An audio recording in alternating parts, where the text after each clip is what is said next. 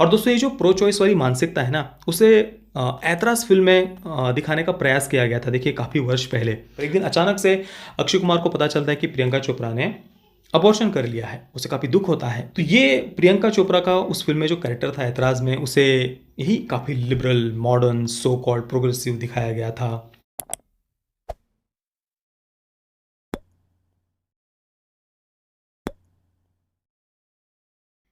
ओम नारायण नारायण नारायण नारायण। सभी मित्रों को राम राम। दोस्तों कैसे आप सब। अभी हम बात करने वाले हैं रणवीर सिंह के जयेश भाई जोरदार फिल्म के ट्रेलर के बारे में। कल ही इसके ट्रेलर को रिलीज़ किया गया, पर कल मैं दिन भर ट्रैवल में था इसलिए देख नहीं पाया था। तो अभी हम इस फिल्म के ट्रेलर के बारे में, इसके विषय के बारे में चर्चा करें उससे पहले हम बात करने वाले हैं, चर्चा करने वाले हैं प्रो लाइफ प्रो चॉइस इस विषय के बारे में। जो प्रो चॉइस जिसे कहा जाता है ना, वो लिबरलिज्म के सबसे मुख्य एजेंडा में से एक है। आप किसी भी लिबरल से पूछ लीजिए कि भाई प्रो लाइफ प्रो चॉइस में से तुम किसे सपोर्ट करते हो, तो वो प्रो चॉइस ही कहेगा। किसी भी लिबरल से या तथाकथित फेमिनिस्ट से आप ये पूछ लीजिए। काफ़ी सारे मित्रों को इसके बारे में ऑलरेडी पता होगा, पर फिर भी मैं थोड़ा सा यहाँ पर इसे एक्सप्लेन कर देता हूँ। तो लिबरल्स प्रो लाइफ उन्हें कहते हैं जो भ्रूण हत्या को सपोर्ट नहीं करते हैं, यानी जो जीवन को सपोर्ट करते हैं, जीवन के पक्ष में है कि भाई गर्भ में जो बच्चा है उसकी हत्या नहीं करनी चाहिए, तो उन्हें प्रो लाइफ कहा जाता है। और प्रो चॉइस उन्हें कहा जाता है जो ये कहते हैं, मतलब लिबरल्स, उनका ये एजेंडा है सबसे मुख्य कि भाई हमें बच्चा गिराने का अधिकार चाहिए, हमें अबॉर्ट करने का, अबॉर्शन करने का, भ्रूण हत्या करने का अधिकार चाहिए, तो उन्हें प्रो चॉइस कहा जाता है। 2015 में दीपिका पादुकोण का वो एक सॉन्ग भी आया था, देखिए माई चॉइस। उस एक सॉन्ग को आप सुन लेंगे तो लिबरल्स के काफ़ी सारे जो मुख्य मुख्य एजेंडाज हैं उनके बारे में आपको पता चल जाएगा कि भाई हमें एक्स्ट्रा मैरिटल अफेयर करने का अधिकार चाहिए, मैं किसी के भी साथ सोऊं, शादी के बाहर सोऊं, या ये मेरा अधिकार है, मैं क्या करूं क्या ना करूं, मतलब जितना भी आप देख लीजिए, open marriage, extra marital affairs, one night stand, और जो भी ये सेक्सुअल लिबरेशन या परिवार तोड़ने वाली बातें जो भी है, वो सब आपको माई चॉइस उस सॉन्ग में देखने को मिल जाएगा। और उसमें ये प्रो चॉइस वाला जो एक विषय है वो भी आप उससे इंक्लूड किया गया था, देखिए 2015 में ही, कि भाई मेरे पेट में जो बच्चा है मैं रखूँ ना रखूँ ये मेरी चॉइस है, तो इसे प्रो चॉइस कहा जाता है। लिबरलिज्म के और तथाकथित फेमिनिस्ट के सबसे मुख्य एजेंडा में ये आता है। वैसे भारत में ये मानसिकता आपको उतनी देखने को नहीं मिलेगी, क्योंकि भारत में हिंदू भले ही ये कहते हो कि भाई हम भ्रूण हत्या को महापाप मानते हैं, पर हिंदू को सड़कों पर उतरकर आगजनी नहीं करते हैं, देश में तोड़फोड़ नहीं करते हैं, या हॉस्पिटल्स में आगजनी नहीं करते हैं, या बड़े बड़े कोई आंदोलन नहीं करते हैं कि भाई भ्रूण हत्या पर पूरी तरीके से रोक लगा दी जाए वगैरह वगैरह। ऐसा कहीं पर आपने भारत में होते हुए नहीं देखा होगा। भले ही हिंदू ये मान्यता रखते हैं कि भाई भ्रूण हत्या महापाप है, पर वे ये बातें किसी पर फोर्स नहीं करते हैं, और समय समय पर कौन सी परिस्थिति कैसी है क्या है उसके अनुसार एक स्वतंत्रता है निर्णय लेने की। पर अमेरिका में अगर आप देखेंगे तो ये एक बहुत बड़ा इशू है, बहुत बहुत बड़ा मुद्दा है। वहाँ पर भ्रूण हत्या पर रोक लगाने के लिए वहाँ के जो कुछ रिलीजियस ग्रुप वगैरह है वो सड़कों पर आते हैं, क्योंकि भाई उनकी मान्यता ऐसी है, रिलीजियस मान्यता, कि भाई भ्रूण हत्या नहीं होनी चाहिए, तो फिर उसके लिए बड़े बड़े आंदोलन निकालना वगैरह वगैरह, मार्च वगैरह होते रहते हैं।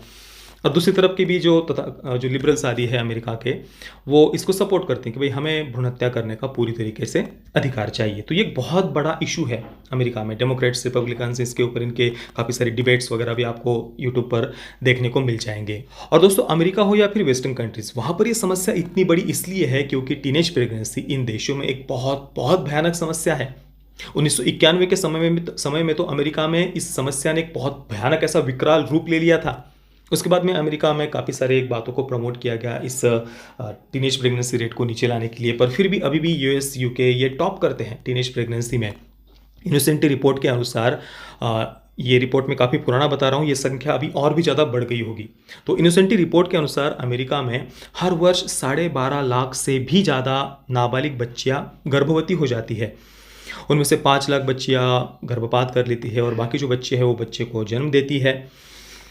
नाबालिग बच्चियाँ बच्चे को जन्म देती है, और उसके बाद में स्वाभाविक सी बात है इतनी कम आयु में तो बच्चे को संभालना आदि ये कोई जिम्मेदारी तो वो नहीं ले पाएंगे। फिर उन बच्चों को कॉन्वेंट में या फॉस्टर होम्स में छोड़ दिया जाता है, और इसी कारण से अमेरिका में ये फॉस्टर होम्स वगैरह या कॉन्वेंट वगैरह, यहाँ पर ये जो अनाथ बच्चे हैं उनकी संख्या बहुत बहुत ज़्यादा है।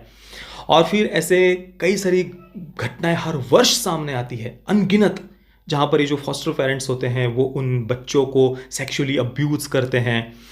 तो बहुत भयानक समस्या है अमेरिका में ये, और ये संख्या थोड़ी बहुत नहीं है, लाखों लाखों में है हर वर्ष। और ये रिपोर्ट में काफ़ी पुराना बता रहा हूँ, अभी तो ये संख्या और भी ज़्यादा बढ़ गई होगी। और इन सारी बातों के पीछे का कारण बस एक ही है, वो है वेस्टर्न कल्चर।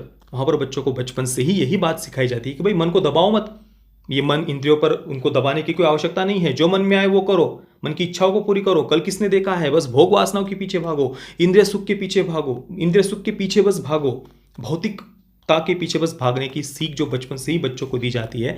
तो बस जब मनुष्य बस इंद्रिय सुख के पीछे भागता है, मन की वासनाओं के पीछे जब वो भागता है, तो भाई वासनाओं का कोई अंत नहीं है।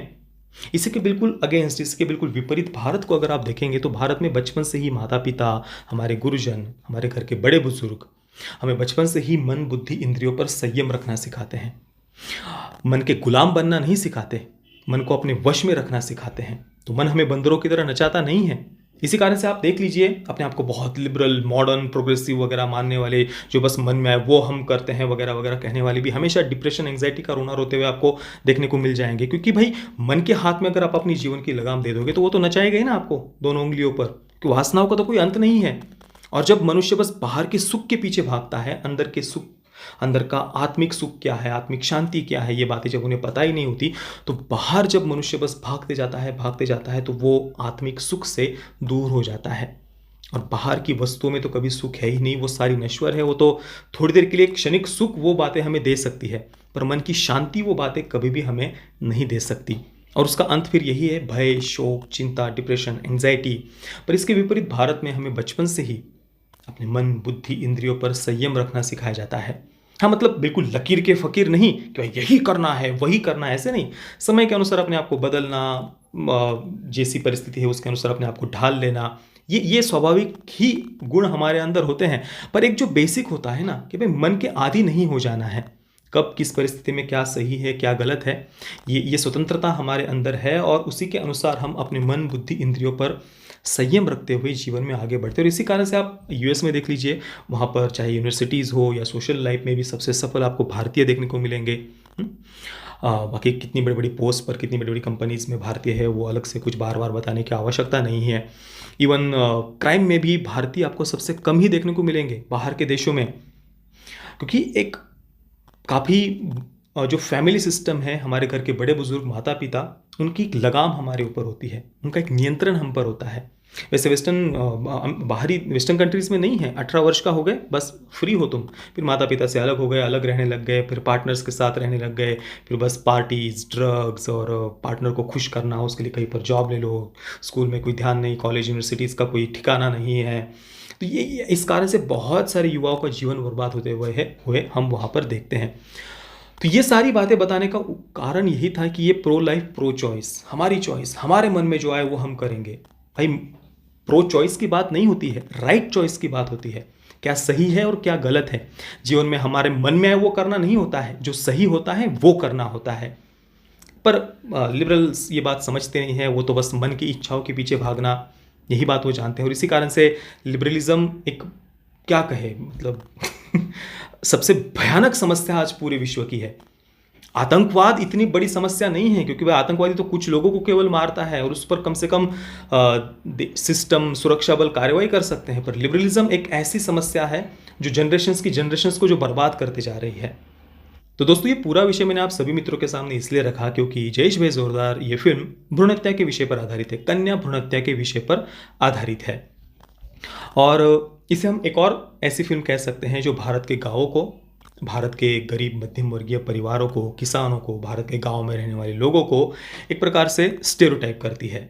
और दोस्तों, मुझे सबसे ज़्यादा दुख इस बात का होता है कि जो लोग भ्रूण हत्या का सपोर्ट करते हैं, प्रो चॉइस जैसे कंसेप्ट को जो सपोर्ट करते हैं, मैं कोई यहाँ पर पर्टिकुलर इस फिल्म की या इस फिल्म के मेकर्स की बात नहीं कर रहा, मैं एक ओवरऑल आपको इस पूरे विषय की मैं बात कर रहा हूँ कि जो लोग प्रो चॉइस जैसे कंसेप्ट को सपोर्ट करते हैं, भ्रूण हत्या को सपोर्ट करते हैं या प्रमोट करना चाहते हैं इन सब बातों को, वो लोग उन लोगों को एविल दिखाते हैं, दरिंदा दिखाते हैं, उन मासूम भारतीयों को, भारत के गाँव के लोगों को, जो लोग बेटी को घर की लक्ष्मी मानते हैं। आज भी आप भारत के गांव में घूम घूम कर देख लीजिए, घर घर जाकर देख लीजिए, आपको बेटी होने के बाद यही आवाज़ सुनाई देगी कि भाई बहुत भाग्यशाली हो जो आपके घर में लक्ष्मी आई है, आपको बेटी हुई है। और दोस्तों, मैं ये नहीं कह रहा कि भाई भारत के गांव में कोई आपराधिक मानसिकता नहीं होती है या फिर वहाँ पर कुछ गलत नहीं होता है, ऐसा बिल्कुल भी नहीं है। ये तो बस कोई कोई कुतर्क कर रहा हो वही ऐसी बात सोच सकता है। भाई आपराधिक मानसिकता तो किसी की भी हो सकती है, कहीं पर भी हो सकती है, समाज के किसी भी वर्ग में हो सकती है, शहर में हो सकती है, गाँव में हो सकती है, किसी भी जेंडर में हो सकती है। बात वो नहीं है, बात है स्टेरियोटाइप करने की। फिल्म इंडस्ट्री के द्वारा, विशेषतः बॉलीवुड के द्वारा भारत के गाँवों को हमेशा से ही किस प्रकार से स्टेरियोटाइप किया गया है वो आप देखिए। आज भी आप शहर में रहने वाले किसी बच्चे को भारत के गाँव के बारे में पूछ कर देख लीजिए, उसके सामने एक ऐसा चित्र बना दिया है हमारी फिल्म इंडस्ट्री ने कि भाई जैसे भारत के गाँव के लोग मतलब एविल मॉन्स्टर्स, दरिंदे होते हैं। वो बस ऐसे पंचायत में या सड़कों पर या गांव में या घर के बाहर ऐसे डंडे लेकर के बैठे हुए होते हैं और बस ऐसे मारते रहते हैं, काटते रहते हैं। हाँ, और उनमें कुछ मानवता बची ही नहीं है, बस महिलाओं पर अत्याचार करते रहते हैं या बस बच्चियों को वैसे पकड़ पकड़ पकड़ पटक पटक कर बस मारते रहते हैं। बस यही एक चित्र उन्होंने भारत के गाँव का हमेशा से ही समाज के सामने रखा है। विशेषतः हरियाणा या फिर राजस्थान या महाराष्ट्र के गाँव का चित्रण तो ज़्यादातर आपको ऐसे ही देखने को मिलेगा। पर इसके विपरीत आप स्वयं भारत के गांव में अगर आप जाकर देखेंगे तो इसके बिल्कुल एक अपोजिट, इसके विपरीत चित्रण आपको देखने को मिलेगा। तो बात है स्टेरियोटाइप करने की, जो बिल्कुल पूरी तरीके से गलत है। और दोस्तों केवल यही नहीं, आज भी बहुसंख्यक हिंदू, विशेषतः भारत के गांव में आप जाकर देख लीजिए, आज भी बहुसंख्यक हिंदू भ्रूण हत्या को महापाप ही मानते हैं। पर दूसरी तरफ आज हम पूरे विश्व में लिबरल्स के द्वारा चलाया जा रहा प्रो चॉइस जैसा कंसेप्ट देखते हैं, जिसमें भ्रूण हत्या करने के अधिकार की बात कही जाती है। एक प्रकार से भ्रूण हत्या को प्रमोट करने की बात की जाती है कि भाई हमें भ्रूण हत्या करने का अधिकार चाहिए, भले ही उसके पीछे कोई ऐसा प्रॉपर रीज़न हो नहीं हो, उसकी वो कोई महत्वपूर्ण नहीं, हमें भ्रूण हत्या करने का अधिकार चाहिए। और दोस्तों ये जो प्रो चॉइस वाली मानसिकता है ना, उसे ऐतराज़ फिल्म में दिखाने का प्रयास किया गया था, देखिए काफ़ी वर्ष पहले। देखिए फिल्म में हम देखते हैं कि प्रियंका चोपड़ा का जो कैरेक्टर है और अक्षय कुमार का जो पात्र है, वे दोनों एक दूसरे से प्रेम करने लगते हैं, साथ में रहने लगते हैं। पर एक दिन अचानक से अक्षय कुमार को पता चलता है कि प्रियंका चोपड़ा ने अबॉर्शन कर लिया है। उसे काफ़ी दुख होता है, इस बात पर को लेकर उन दोनों के बीच में काफ़ी बहस होती है। फिर वो दोनों एक दूसरे से अलग हो जाते हैं। फिर कई वर्षों के बाद में अक्षय कुमार अपने जीवन में आगे बढ़ जाता है, विवाह करता है और बड़े ही सुख के साथ वो रहने लगता है। तो ये प्रियंका चोपड़ा का उस फिल्म में जो कैरेक्टर था ऐतराज़ में, उसे यही काफ़ी liberal, modern, so called progressive दिखाया गया था, जो प्रो चॉइस जैसी बातों को सपोर्ट करती है। अबॉर्शन करने से पहले उसने अपने पार्टनर से या अपने पति से उसने पूछा भी नहीं, उसने अबॉर्शन कर लिया। तो उसको एक प्रकार से ऐतराज़ फिल्म में क्रिटिसाइज़ करने का प्रयास किया गया था। और फिल्म के एंडिंग में वो एक डायलॉग भी था, देखिए करीना कपूर का, मतलब देखिए आप फिल्म काफ़ी सुंदर फिल्म है वो। और इसी कारण से ऐतराज़ फिल्म का आपने देखा होगा, फेमिनिस्ट काफ़ी विरोध करते हैं, उस पर आपको गूगल पर आर्टिकल्स भी देखने को मिल जाएंगे।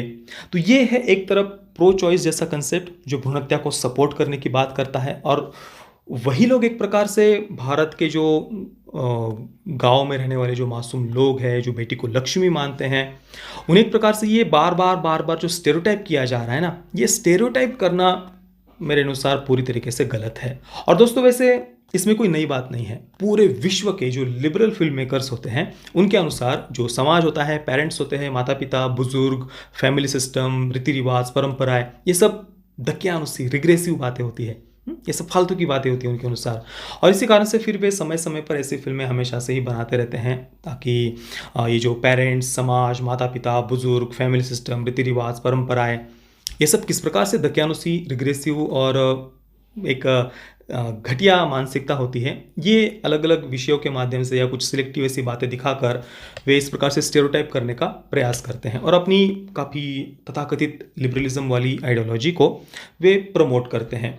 तो ये मतलब एक फिल्म मेकर की अपनी अपनी विचारधारा होती है, वे जिस विचारधारा को सपोर्ट करते हैं उसे वे प्रमोट करते हैं। पर ये आज के युवाओं को सोचने की आवश्यकता है कि उनके जीवन को कौन सी जीवन पद्धति उन्नत कर सकती है। क्या लिबरलिज्म वाली, सेक्सुअल लिबरेशन वाली और बस मन के पीछे, मन की वासनाओं के पीछे भागने वाली जीवन पद्धति, या फिर दूसरी तरफ आप देख लीजिए जो जीवन में मेहनत, पुरुषार्थ, संयम, एकाग्रता, माता पिता का सम्मान करते हुए, अपने कर्तव्यों का पालन करते हुए जो जीवन में आगे बढ़े हैं, वो जीवन पद्धति आपको उन्नत कर सकती है या कौन सी, ये आज के युवाओं को स्वयं सोचने की आवश्यकता है। अब जयेश भाई जोरदार के ट्रेलर के बारे में हम बात करें तो ट्रेलर की शुरुआत में ही एक मासूम सी बच्ची, गांव के जो सरपंच है या जो मुखिया हम देख रहे हैं, पंचायत बैठी हुई है, बमन ईरानी उस कैरेक्टर को प्ले कर रहे हैं, तो वो मासूम सी बच्ची बमन ईरानी के कैरेक्टर से कहती है कि भाई जो गाँव के कुछ ऐसे लफंगे वगैरह वो छेड़ते हैं स्कूल से आने के बाद में। तो बमन ईरानी का कैरेक्टर क्या कहता है कि भाई साबुन वगैरह लगाते हो ना, तो इस कारण से बच्चे क्या कहें उत्तेजित हो जाते हैं, लड़के, ऐसा उत्तर देते हुए दिखाया है। अब देखिए, मैं तो इस सीन पर यही कहूँगा कि भारत के गांव में अगर गांव के बड़े बुजुर्गों के सामने इस प्रकार से कोई लड़के किसी लड़की को छेड़ देना, तो उन लड़कों की टांगे तोड़कर रख देंगे गांव के बड़े बुजुर्ग। हाँ, तो ये पता नहीं उन्होंने कहाँ से किस प्रकार से इस सीन को लिख दिया, मैं तो नहीं समझ पाया। पर भारत के गांव ऐसे नहीं होते, या वहाँ पर उल्टा जो बहन बेटियों की, स्त्री की सुरक्षा को वे अपना एक प्रकार से कर्तव्य समझते हैं। अब ये जो बमन ईरानी का गांव के सरपंच का, गांव के मुखिया का जो कैरेक्टर है, उसके बेटे का पात्र रणवीर सिंह ने प्ले किया है, जयेश भाई का, जिसे ना चाहते हुए भी अपने पिता की हाँ में हाँ मिलाना पड़ता है, ये हम ट्रेलर में देख रहे हैं। तो ये जो जयेश भाई है उसका विवाह हो चुका है और उसकी पत्नी है, एक प्यारी सी मासूम सी बच्ची है जो बहुत बहुत ज़्यादा बुद्धिमान है।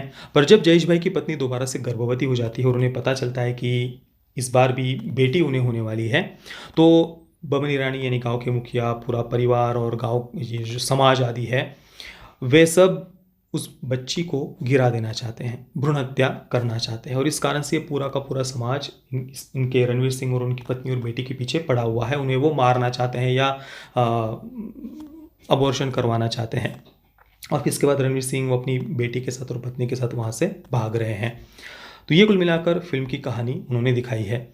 और एक वाकई ये भी हम सुनाई देते हैं कि भाई गांव के लोग हैं तो वो किसी महिला को सरपंच नहीं बनने देंगे। वैसे गांव में अगर हम देखें, सरपंच बनने की जो चुनाव आदि होते हैं, उसमें किसी एक ही परिवार के सरपंच बने ऐसा नहीं, काफ़ी अलग अलग पार्टीज आदि भी होती है, चुनाव आदि होते हैं सरपंच बनने के। और उसमें भी भारत में 40% से भी ज़्यादा महिला सरपंच है। तो एक प्रकार से कुल मिलाकर मैं यही कहना चाहूँगा कि भाई भारत के गाँव को ये जो स्टेरियोटाइप करता आया है बॉलीवुड, वो अब उसे बंद करना चाहिए। और सच में बॉलीवुड के फिल्म मेकर्स को थोड़ा समय बिताना चाहिए भारत के गाँव में, अपने एयर कंडीशन कमरों से बाहर निकलकर भारत के गाँव में समय बिताने की उन्हें आवश्यकता है। बाकी दोस्तों, यही थे मेरे कुल मिलाकर पूरे इस फिल्म के और इस फिल्म के विषय के बारे में विचार। बाकी आप इस विषय के बारे में क्या सोचते हैं, मुझे नीचे कमेंट में अवश्य बताना। ये वीडियो देखने के लिए आप सभी मित्रों का बहुत बहुत धन्यवाद। जय श्री राम, वंदे मातरम।